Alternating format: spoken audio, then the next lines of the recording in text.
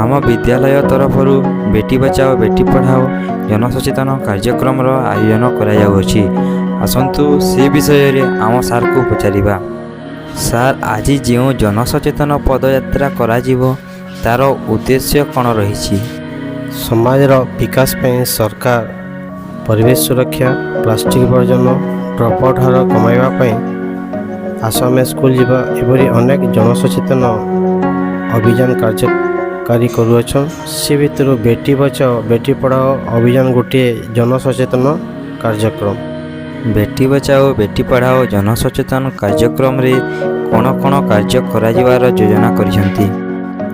ଏହି ପଦଯାତ୍ରା ମାଧ୍ୟମରେ ସମାଜରେ ଶିଶୁକନ୍ୟା ସୁରକ୍ଷା ଓ ଶିଶୁକନ୍ୟା ଶିକ୍ଷାର ଗୁରୁତ୍ୱ ସମ୍ପର୍କରେ ଜନସାଧାରଣଙ୍କୁ ସଚେତନ କରାଯିବ।